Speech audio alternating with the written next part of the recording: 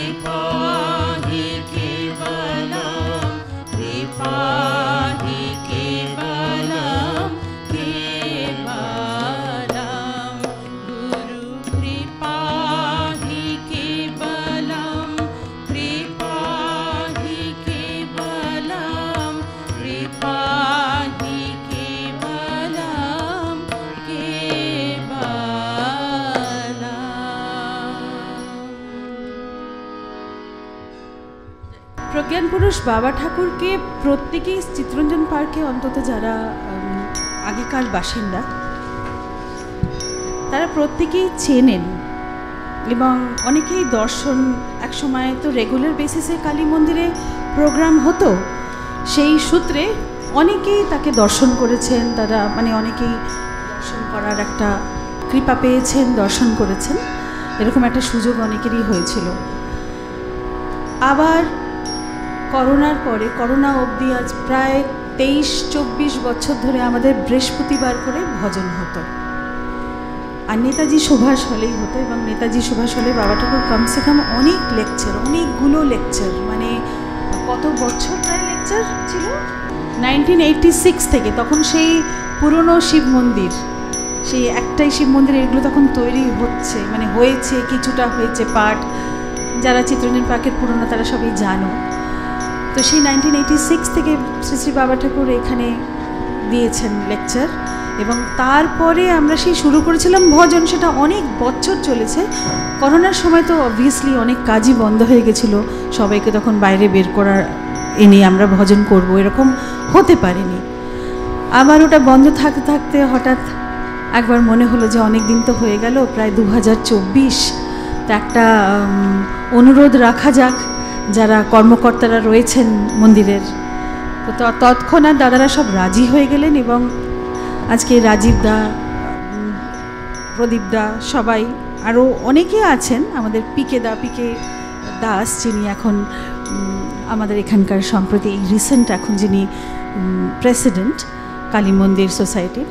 তো সকলে এক কথায় রাজি হয়ে তাড়াতাড়ি করে আমরা একটা চিঠি দিলাম, এবং সেটা তারা অ্যাকসেপ্ট করলেন, একটা অ্যাকনলেজমেন্ট করে আমরা তাড়াতাড়ি করে শুরু করে দিলাম। এটা আমাদের 4র্থ ভজন সন্ধ্যা। তো এবারে এই ভজন সন্ধ্যা আমাদের মেনটেন করতে হবে, প্রতি মাসে একটা করে ভজন সন্ধ্যা হবে, এবং তারই কৃপায় এখন নতুন মানুষজন এত এসেছে, এত গান তারা গাইছে, বাচ্চা ছেলেমেয়েরা আমাদের সাথে যুক্ত হয়েছে, এবং এগুলো সবই আমি মনে করি ঠাকুরেরই কৃপা, সে তুমি যে ঠাকুরেরই নাম নাও না কেন। আজকে আমাদের সঙ্গে অনেকেই মানে যারা প্রথমবার করছে, যখন মৌমিতা এসছে অনেক দূর থেকে, গুরগাঁও থেকেও গেছিল, বাইরে দিল্লির বাইরে থেকে আজকেই ফিরেছে, ও আজকেই এসে গেছে যে না আমি করবো দিদি। তো এই জিনিসটা খুবই একটা তারই কৃপা বলতে হবে, যে সে রাজি হয়েছে, সে করতে ইচ্ছুক হয়েছে।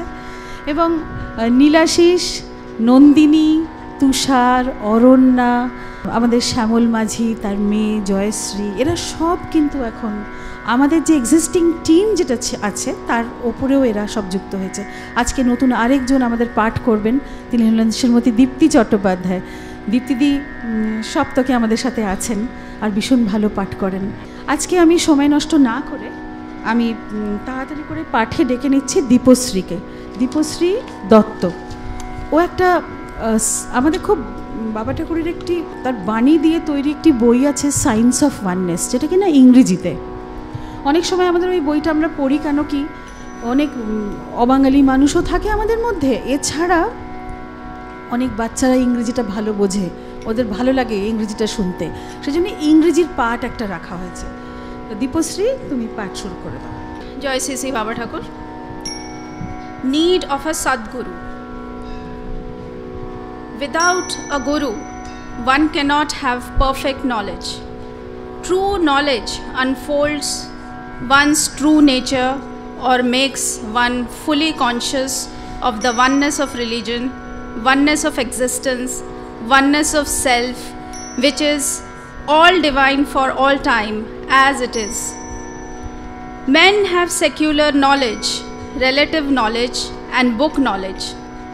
Some of them have learnt some laws and principles of the external nature of the universe, but none of them is aware of his own true nature, which is all divine. It is the delusion of intellect that all of them have forgotten their true self, divine nature, the divine self.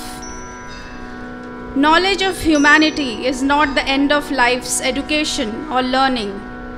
It is a mere state of expression of evolutionary result in the infinite divine existence, in which the spontaneous revelation of the divine glories, beauties, nobilities makes way to unfold the true nature of life.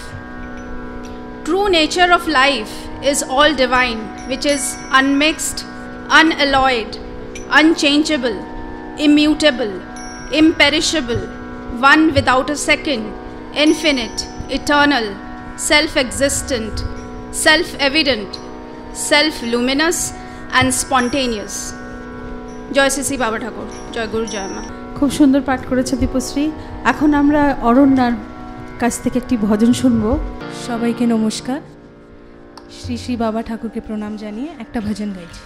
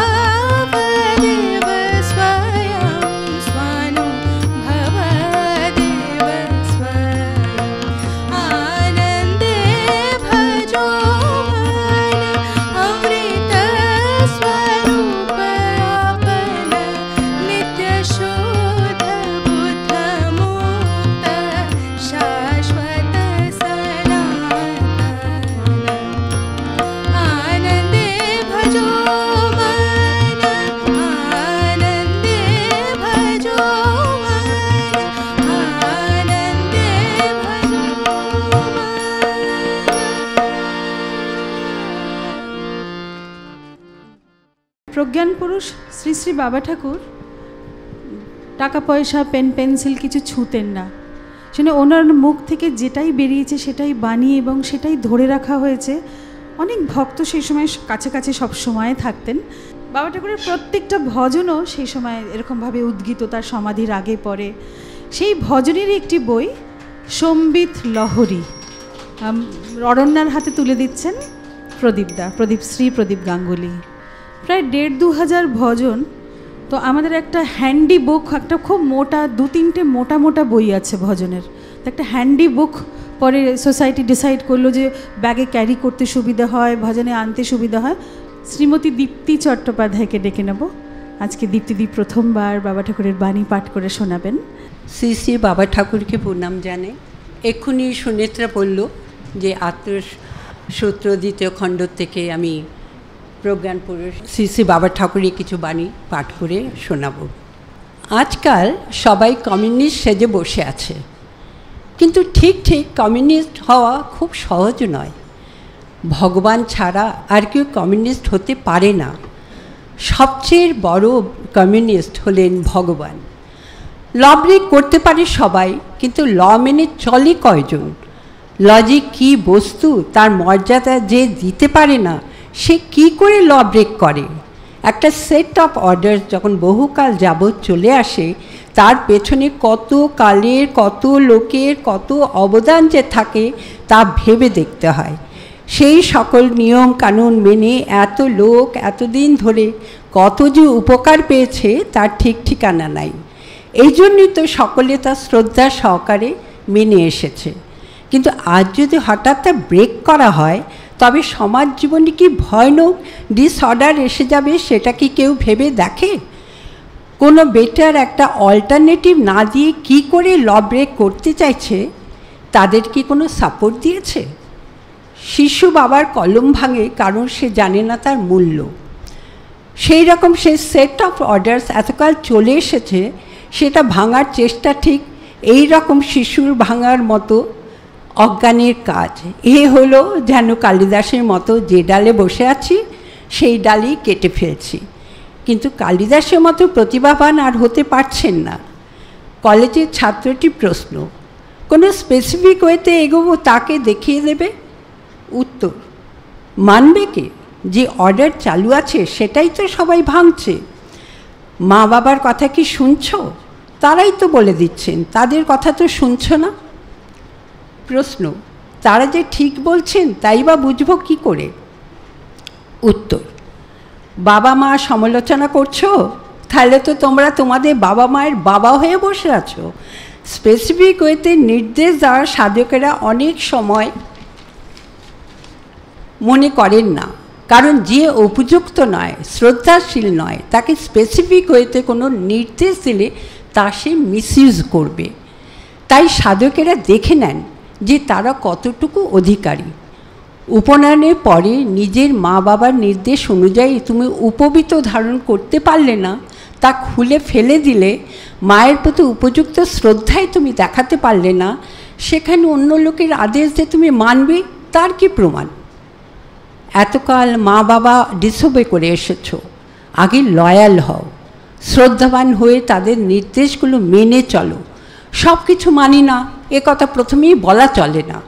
সাধনার প্রতি উপলব্ধি হয়ে গেলে তারপর অনেক ব্যাপারে সংস্কার মুক্ত হওয়া চলে, কিন্তু আগেই তা বলা চলে না। স্পেসিফিক নির্দেশ দিয়েছিলে, তাই বলছি শোনো, প্রত্যেক মানুষের মধ্যে, প্রতি জীবের মধ্যে, প্রতি বস্তুর মধ্যে, প্রতিটি ঘটনা এবং অবস্থার মধ্যে সচ্চিদানন্দ স্বরূপ এক ঈশ্বর আত্মা বা ব্রহ্মই আছেন। এই বোধে সব কিছু গ্রহণ করে মেনে মানিয়ে চলো। কারো দোষ না দেখে তার ভালোটি দেখতে শেখো। মৌমাছির মতো হও। মৌমাছি যেমন ফুলের নাম বা রূপ কিছুই দেখে না, শুধু ফুলে ফুলে বসে মধুটুকু আহরণ করে, সেই রকম তোমরাও সব কিছু ডিভাইন এইভাবে বিশ্বাস করে ও মেনে সর্ববস্তুর থেকে ভালোটুকু শুধু নাও। দোষ সকলেরই থাকতে পারে, কিন্তু দোষ দেখার তো প্রয়োজন নাই, প্রয়োজন শুধু তাদের অভিজ্ঞতাটি গ্রহণ করা। সৎসঙ্গের একান্ত প্রয়োজন। সৎসঙ্গে শুনে শুনে ক্যাপাসিটি অর্জন করতে হয়। যাদের ক্যাপাসিটি হয়েছে তাদের স্বাদ থাকে না। নিজেকে তৈরি করতে হলে একজনকে ফলো করতে হবে, সেখান থেকে একটা গ্রাউন্ড তৈরি করে তবেই আরেক স্থানে যাওয়া চলে। যেমন পাঠশালা থেকে হাই স্কুল, তারপরে কলেজ, তারপরে ইউনিভার্সিটিতে। জীবনে যদি সাকসেস চাও তবে অপরের দোষ দেখা ছেড়ে দাও। দোষ, ত্রুটি, ভালো মন্দ, সুন্দর কুৎসিত, সময়কে যাই তোমার কাছে আসুক না কেন, সে সবই ডিভাইন। এই সানাইয়ের মাধ্যমে চিদানন্দময়ী মা শুধু এই একই সুরে বাজিয়ে চলেছেন, কেউ শোনে কেউ বা শোনে না। প্রণাম।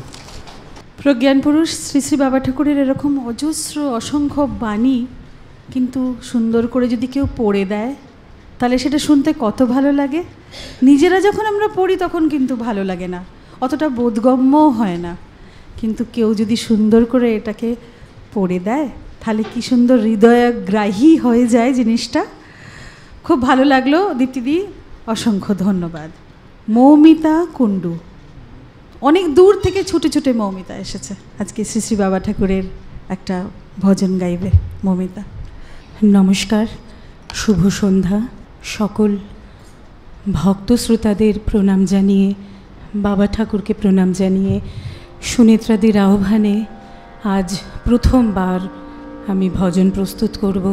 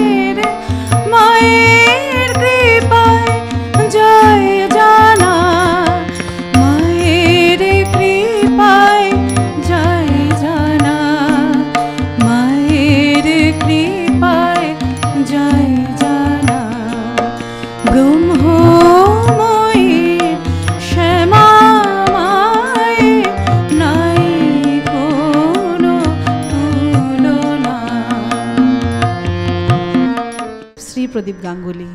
মৌমিতার হাতেও আপনি একটি ভজনের বই সম্বিত লহরী আপনি তুলে দেবেন।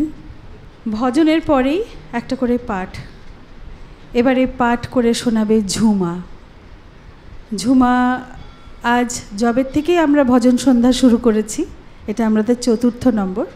ঝুমা ট্রাই করেছে প্রত্যেকটাতেই প্রেজেন্ট থাকতে। বাবা ঠাকুরের চরণে আমার সশ্রদ্ধ প্রণাম।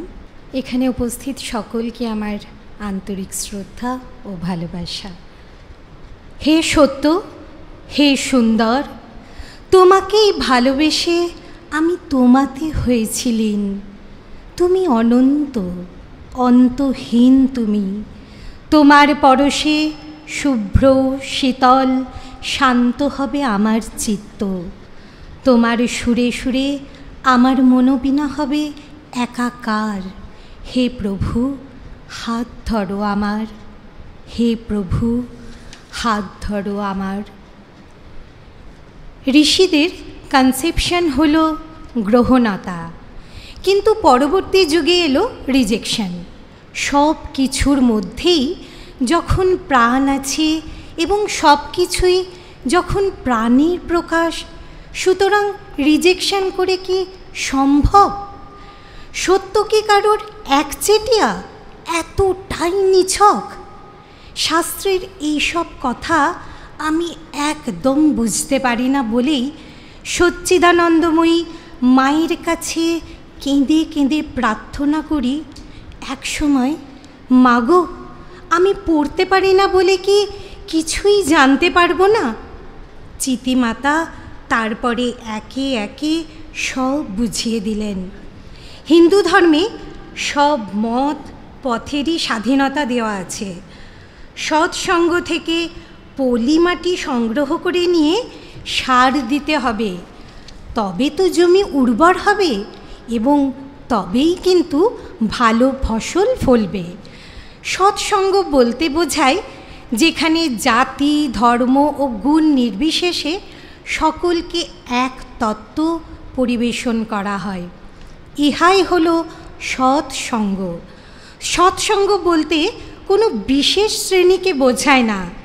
সৎসঙ্গ হলো যেখানে অদ্বয় তত্ত্বের আলোচনা করা হয়। সত্য বস্তুই হলো অদ্বয়, সে নিত্যকালই অদ্বয়, কিন্তু তার ব্যবহার নানা রকমভাবে হতে পারে। মা তার 5 জন ছেলেকে 100 করে টাকা দিলেন। প্রথম ছেলে ব্যাংকে টাকাটা রেখে দিল নিজের নামে সুদ পাবে বলে। দ্বিতীয় ছেলে জামা কাপড় কিনে ভোগের পিছনে খরচ করে ফেলল। তৃতীয় ছেলে কী করলো জানেন? দান ধ্যান করে টাকাটা খরচ করলো। তার ফলে কি হলো? তার ফলে সে আনন্দ আস্বাদন গ্রহণ করলো। চতুর্থ ছেলে এক বন্ধুকে টাকাটা ধার দিল সুদ পাবার আশায়, কিন্তু পঞ্চম ছেলে যিনি, তিনি টাকাটা পেয়ে মায়ের কাছেই টাকাটা আবার রেখে দিলেন। এই পঞ্চম ছেলের দৃষ্টান্ত দ্বারা স্যারেন্ডার এর উপমা দেওয়া চলে। টাকাটা মায়ের কাছে রাখতে মাও খুশি হলেন, প্রীত হলেন এবং ছেলের মূলধন পরিপূর্ণভাবে থেকে গেল। হারাবার ভয় কি থাকলো এতে? হারাবার ভয় মোটেই থাকলো না। তাই এই মায়ের কাছে পরিপূর্ণভাবে সঁপে দিলে নিশ্চিন্তে থাকা যায়, তখন আর কোনো ভাবনাই থাকে না। তাই সমর্পণের ভাবনায় নিজেকে যুক্ত করতে হবে। সর্বোপরি সর্বশক্তিমানের সাথে আমাদের একাত্ম হতে হবে। খুব সুন্দর। আবারও বলি, প্রজ্ঞান পুরুষ বাবা ঠাকুরের যে বইয়ের ভেতরে এত তার বাণী, যেগুলো মানুষরা বই আকারে ছাপিয়ে রেখেছেন, কেউ সুন্দর করে পড়ে দিলে কিন্তু সেটা আরও ভালো করে বোধগম্য হয়। এই গল্পটা হয়তো আমরা 2-3 বার পড়েছি, কিন্তু যখন ঝুমা পড়ছে তখন মনে হলো সোনাটা যেন সেই সোনা। বাবা ঠাকুর বলতেন সোনাটা যখন সোনা হয়ে যাবে, মানে গোল্ড, সোনা, সেইটাই তখন হবে তোমাদের আসল সোনা। Thank you Jhuma so much. আবারও বলি আমাদের পাঠের পর আবার ভজন। এবারে তুষারের কাছ থেকে একটা খুব সুন্দর আমরা ভজন শুনবো আজকে। তুষার এসো। জয় শ্রী শ্রী বাবা ঠাকুর।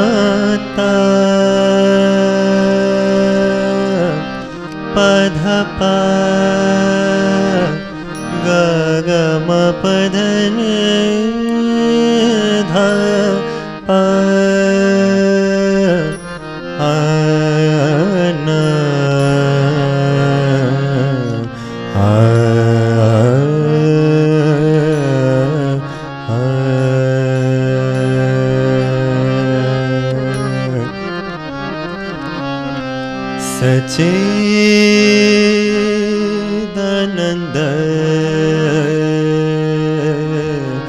महिमा मागो अम्बा भवानी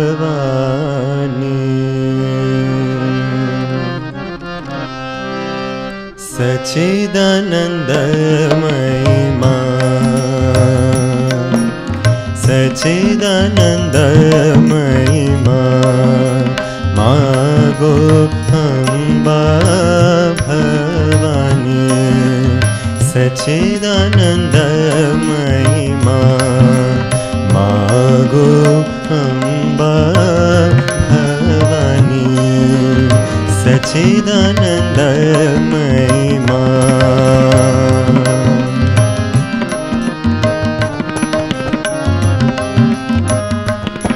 सर्वात्मिका सर्वशक्ति सर्वार्थ सिद्धि साधिनी सच्चिदानंद महिमा मागो अम्बा भवानी सच्चिदानंद महिमा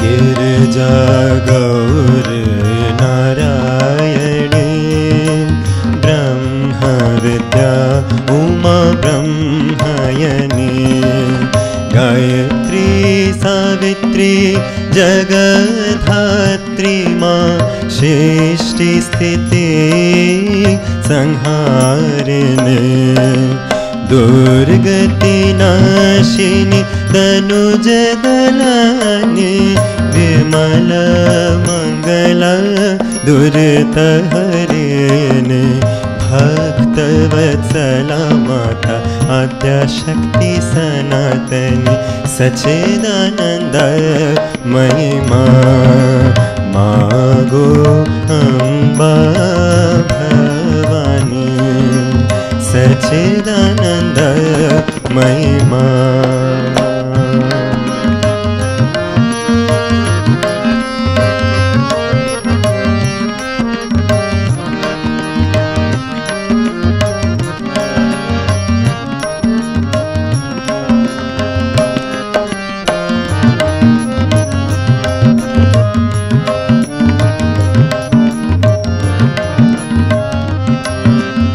अन्नदा प्राणदा ज्ञानदा मोक्षदा वरदा सारदा भक्ति मुक्तिदायिनी अन्नदा प्राणदा ज्ञानदा मोक्षदा वरदा सारदा भक्ति मुक्तिदायिनी देवी भगवती ब्रह्मात्मा स्व स्वरूपिणी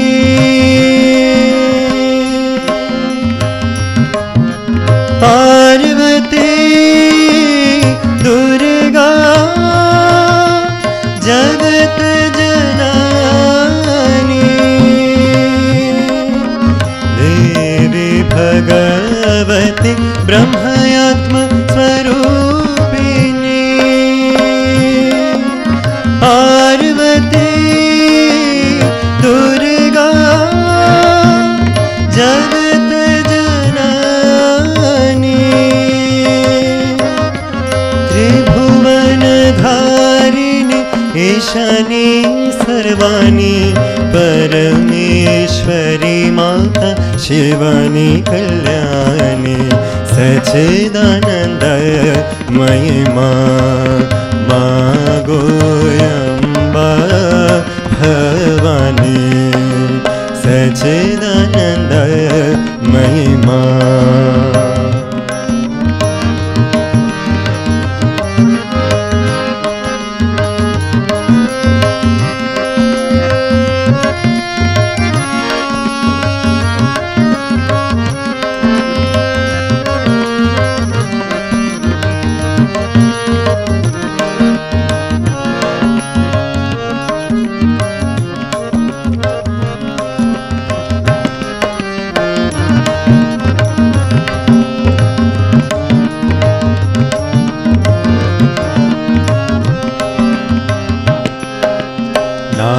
बिंदुरूपिणी माता स्वभाव लीला विलासिनी नाद बिंदुरूपिणी माता स्वभाव लीला विलासिनी संधिनी संबित लादिनी माता स्वबोध निरंजनी महादादि कारण प्रज्ञा प्रसुदा पुराणी संबुधि माता स्वज्ञा मोधिनी महादादि कारण प्रज्ञा प्रसुदा पुराणी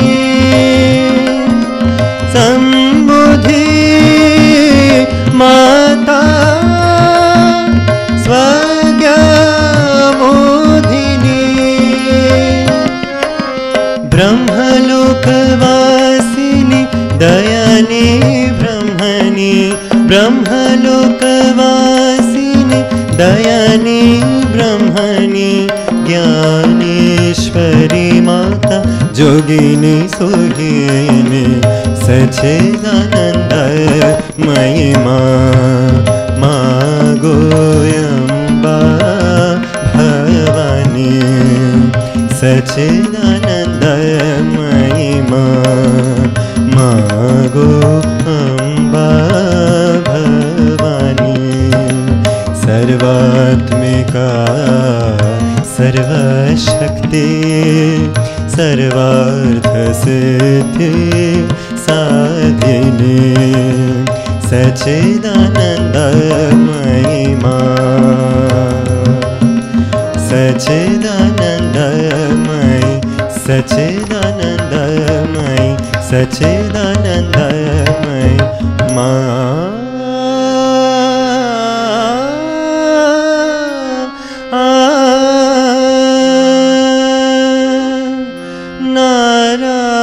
नारायणी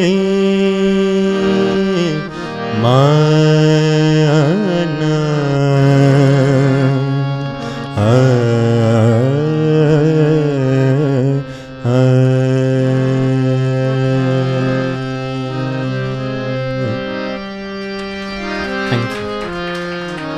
কি একটা অপূর্ব পরিবেশনা তুষার, খুব খুশি হচ্ছেন বাবা ঠাকুর।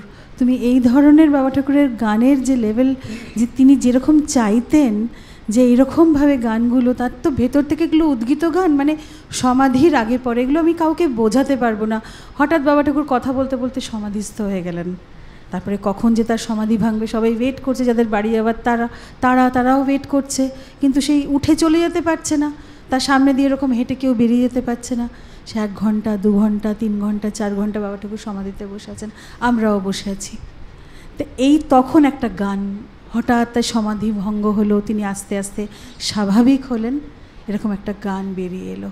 তো সেই গান যখন প্রত্যেকের, যারা তোমরা গাইছো, তোমাদের কাছে তার নিশ্চয়ই একটা বিরাট ফল যাবে, এটা আমার মনের একান্ত বিশ্বাস। যারাই বাবা ঠাকুরের কাজে যেইটুকুনি যেভাবে যুক্ত আছে, তাদের কাছে তিনি একটা বড় রাস্তা পরিষ্কার করে দেন। এটা আমার খুব মনে সবসময় হয়। তোমাকে তাই বললাম, তুমি যেও না তুষার, থাকো। প্রদীপদা আসছেন, দীপা একটি পাঠ করে শোনাবে।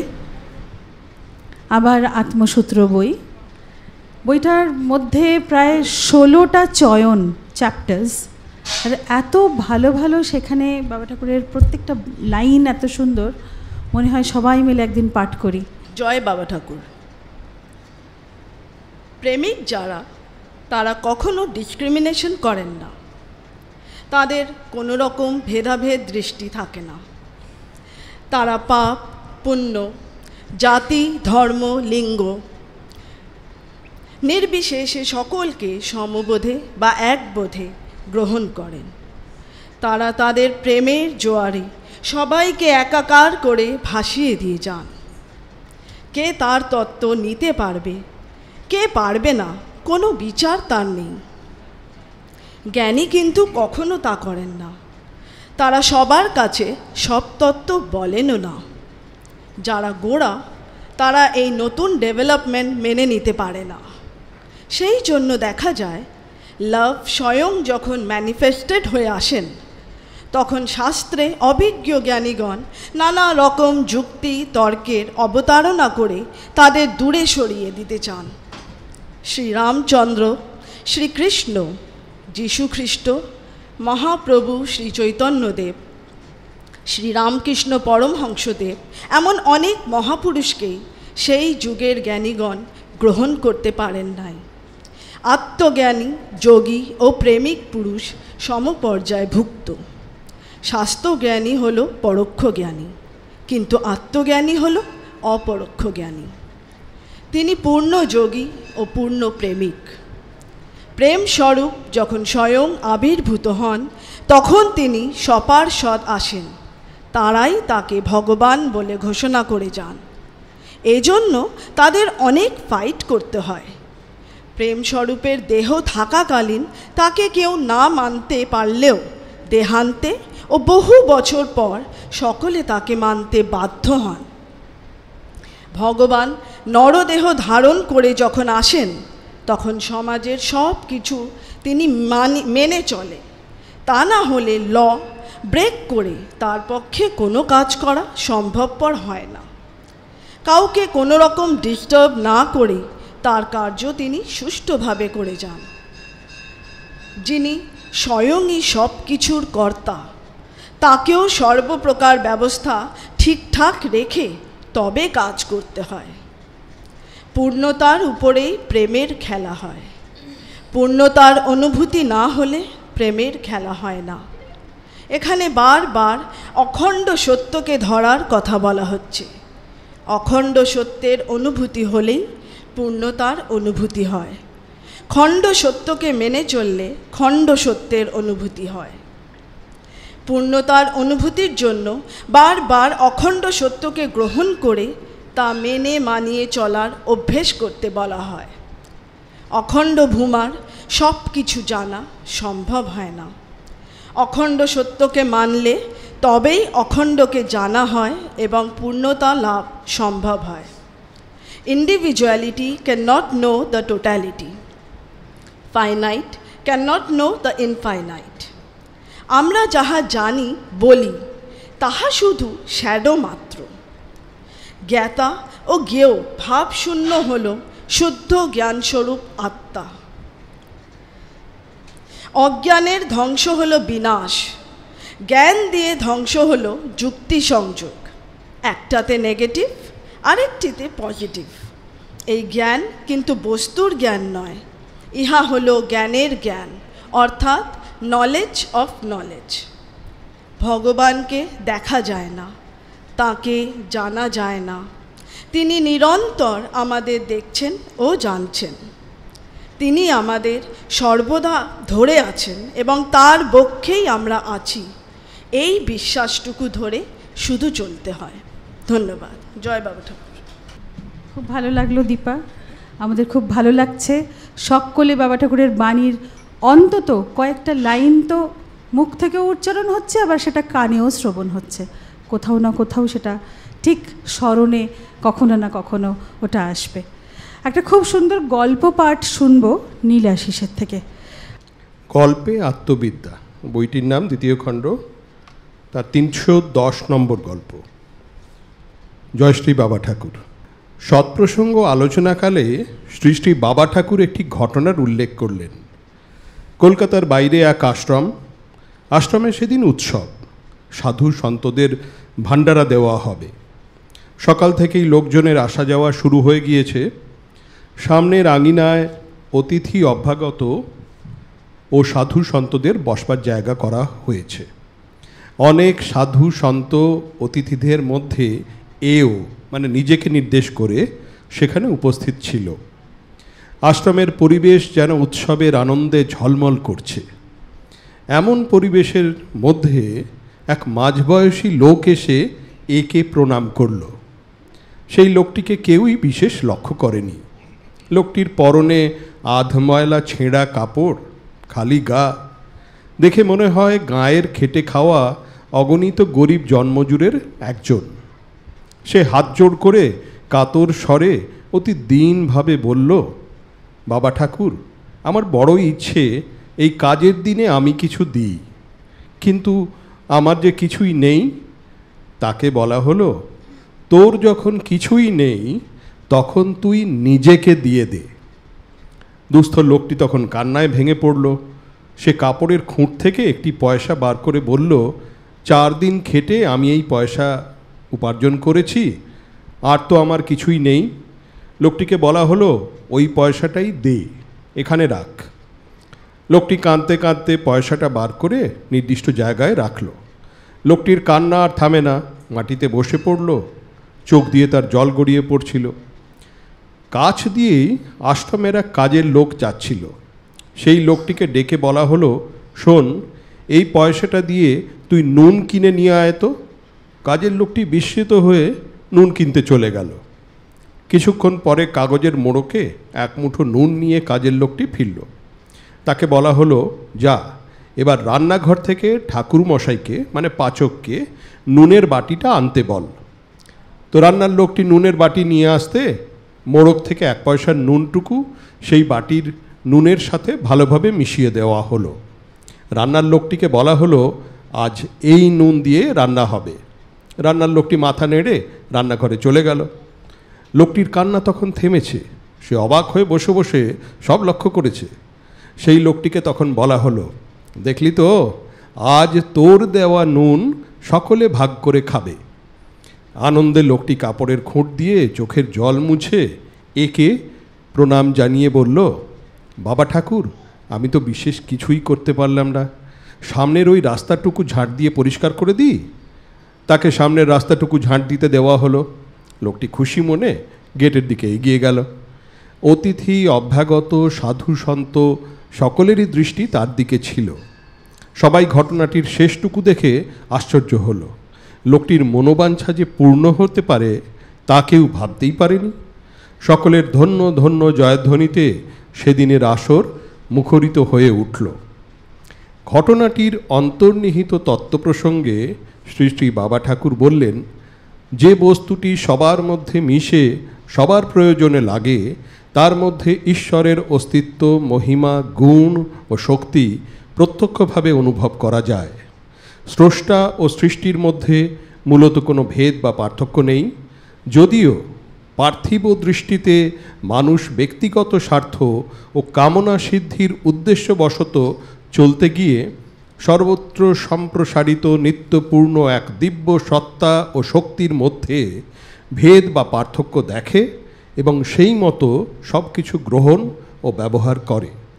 ব্যক্তিগত স্বার্থের জন্য মানুষ অদ্বৈতের মধ্যে দ্বৈত দেখে, অভেদের মধ্যে ভেদ দেখে এবং অখণ্ডকে খণ্ড করে ব্যবহার করে ও জানে। তার ফলে পরস্পরের মধ্যে যে নিত্য অভিন্ন একটি দিব্য সুন্দর প্রীতির সম্পর্ক আছে তা সহজে বুঝতে পারে না। মহাত্মা পুরুষগণ এই বৈচিত্র্যের মধ্যে, নানাত্ব বহুত্বের মধ্যে সেই নিত্য শাশ্বত অচ্যুত প্রশান্ত অমৃত অদ্বয় সত্তাকে আপন সত্তার সঙ্গে অভিন্ন বোধে অনুভব করেন বলে সেভাবেই তারা সব কিছু ব্যবহার করেন ও অপরকে বলেন। তাদের ব্যবহারের মধ্যে আপন বোধের বা সমবোধের পরিচয় পাওয়া যায়। খুব সুন্দর করে নীলাশিস পাঠ করলেন, আর গল্পটাও খুবই ভালো, মানে খুব সুন্দর একটা গল্প। আমাদের সবসময় মনে হয় না, আমরা কিছু, অনেকেরই এরকম হয় যে আমরা কিছু করতে পারছি না, অনেক বড় বড় কাজে ঠিক মতন যুক্ত হতে পারছি না, ওখানে তো অনেক টাকা পয়সার ব্যাপার, ওখানে তো অনেক বড় বড় ব্যাপার, এরকম জেনারেলি মানুষের মনে একটা হয়। কিন্তু ঈশ্বরের কাছে কিন্তু তার সেই মনের ভেতরের অন্তরের সেই ইচ্ছা সহকারেও যে এইটুকুনি করতে পারে সেটাই তারা গ্রহণ করেন।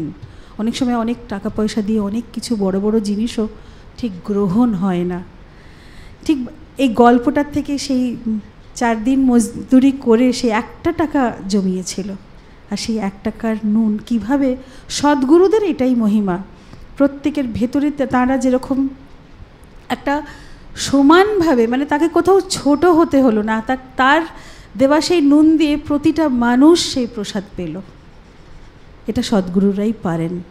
তো যতটা সম্ভব তাদের আশ্রয়ে, তাদের কথায়, তাদের বাণীর ভেতরে নিজেকে ডুবিয়ে রাখলে একটা বৃহতের সাথেই একটা যোগাযোগ স্থাপনা করা হয়, এটা আমার যেন মনে হয়। এরকমই ভাবনা চিন্তা করি আর কি। নীলাশিসের পরে নন্দিনীর গান আজকে আমরা শুনবো। নন্দিনী একটা আজকে খুব সুন্দর ভজন চুজ করেছে। এই ভজনটা আমাদের এখানে অনেকেই করেনি এখনো। তো নন্দিনী এসো।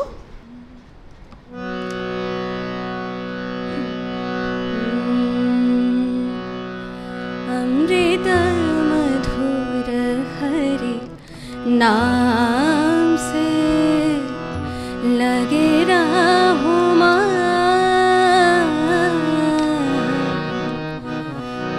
अमृत मधुर हरि नाम से लगे रहो अमृत मधुर हरि नाम से लगे रहो नाम से होता चित्त का शोधन, नाम से होता चित्त का शोधन, नाम से होता सब ही पूरन, नाम से होता चित्त का शोधन।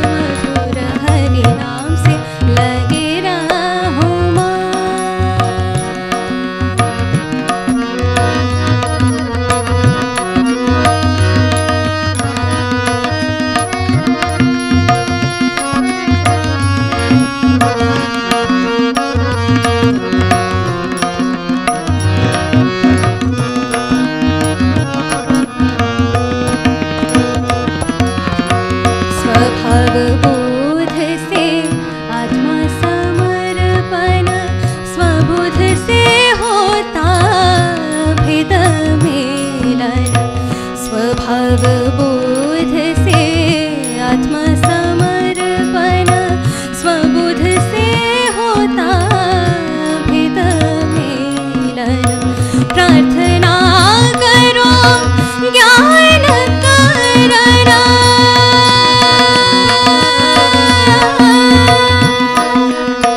प्रार्थना प्रार्थना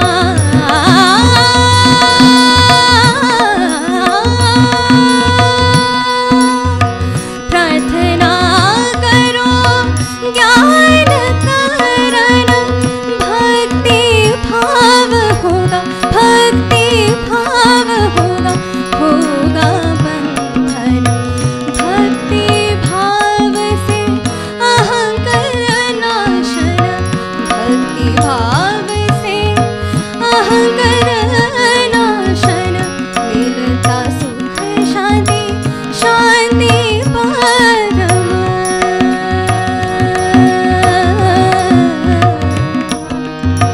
साधु संग में रहो हरदम साधु संग में रहो हरदम सत्य बनेगा देव जीवन अमृत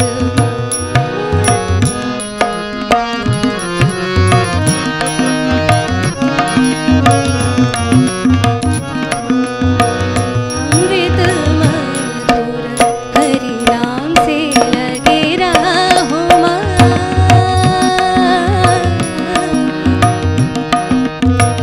अमृत मधुर हरि नाम से लगे रहो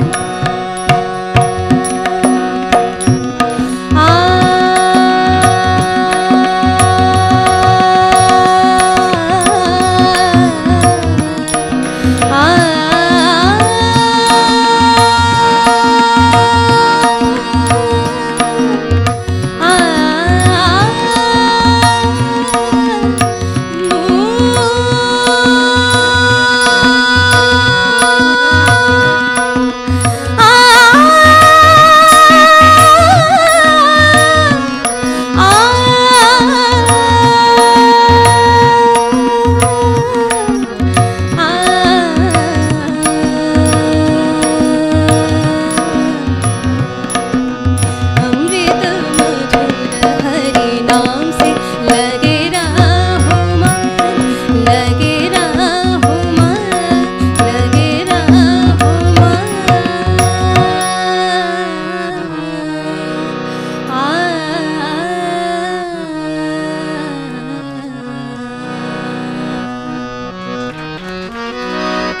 খুব সুন্দর নন্দিনী, খুব সুন্দর। একটু দাঁড়াতে হবে যে সরিতা আসছে, সরিতা দাস। সরিতা, তুমি আজকে শ্রী শ্রী বাবা ঠাকুরের উদ্গীত ভজনের বই সম্বিত লহরী ওর হাতে তুলে দাও। হ্যাঁ, এর ভেতরে নাম লেখা আছে। হ্যাঁ, নন্দিনীর ভজনের পর আমরা ছোট্ট একটা শিক্ষামূলক গল্প, খুবই ছোট্ট একটা হাফ পেজের, আমরা সুতপার কাছ থেকে শুনবো। ভজন আরম্ভ হয় তোমার দিয়ে। তুমি শিব, রাম, কৃষ্ণ, গুরু, আত্মা স্বয়ং। তারপরে তোমার আমির মধ্যে আমার আমি মিশে যায়। দুঃখ কষ্টে ভয় করতে নেই বা ঈশ্বর থেকে নিজেকে পৃথক ভাবতে নেই। ঈশ্বরকে সর্বত্র বসানো যায়, এমনকি কুপ্রবৃত্তির মধ্যেও বসানো যায়। তার ফলে কুবৃত্তি একসময় কুবৃত্তি আর থাকে না। দৃষ্টান্তস্বরূপ শ্রী শ্রী বাবা ঠাকুর একটি কাহিনী বললেন। একজন দুর্দান্ত প্রকৃতির লোক জীবনে অনেক খুন করেছে। একবার ঘটনাচক্রে এক মহাত্মার সঙ্গে তার পরিচয় হয়। কথায় কথায় মহাত্মা তাকে বললেন, তুই যে এত পাপ করেছিস, তোর গতি কি হবে? খুনি বলল, কেন, তুমি তো আছো। মহাত্মা বিস্মিত হয়ে বললেন, তুই আমার কথা ভাবিস?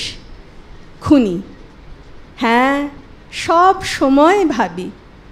মহাত্মা: তুই আমাকে এত ভালোবাসিস?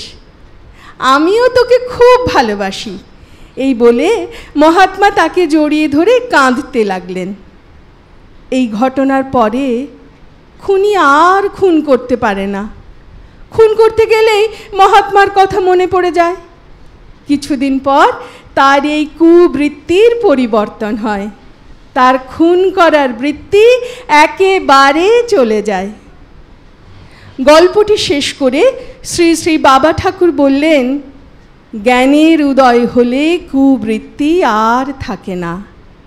তখন এই সকল মানুষই আবার মহাত্মা হয়ে যায়। এই সব কারণে গুরু তাড়াহুড়ো করে সহসা কিছু করেন না। গুরু ধৈর্য সহকারে সুযোগের অপেক্ষায় বসে থাকেন। অশান্তির মধ্যে শান্তি, অজ্ঞানের মধ্যে জ্ঞান, আমি আমার বোধের মধ্যে তুমি তোমার বোধ কিভাবে উপলব্ধি হয়, তাই গুরু শিক্ষা দেন। খুব সুন্দর সুন্দর গল্প রয়েছে। গল্পে আত্মবিদ্যা, এটি দুটি খণ্ড আছে এই বইটির। গল্পে আত্মবিদ্যা 1 নম্বর, 2 নম্বর থেকে পাঠ করলো সুতপা। আমাদের যখন এই গল্পগুলো সামনে কেউ পড়ে তখন সত্যি তো ভালো লাগে, আর তার অন্তর্নিহিত যে অর্থ আছে সেই অর্থটারও বোধ হয়। নিজেরা পড়লে অতখানি অর্থের বোধ হয় না। খুব সুন্দর করে মডুলেশন করে করে সুতপা পড়ে, তো ওর পাঠ করা তো ওর একটা বিশাল আর্ট, ঝুমার একটা পাঠ করা আর্ট। তো যারা এরকম ধরনের আর্টিস্ট, যারা সুন্দর অ্যাঙ্কারিং করতে পারে, সুন্দর পাঠ করতে পারে, তাদের কাছে এই সব গল্প যখন আমরা শুনি তখন সত্যি খুব ভালো লাগে। আমরা আজকে ভজন সন্ধ্যা শেষ করব। আমাদের প্রজ্ঞান পুরুষের একটি আরাধনা সঙ্গীত আছে, তাকে আমরা স্মরণ করে আজকে আমরা এক্ষুনি এটা শেষ করছি।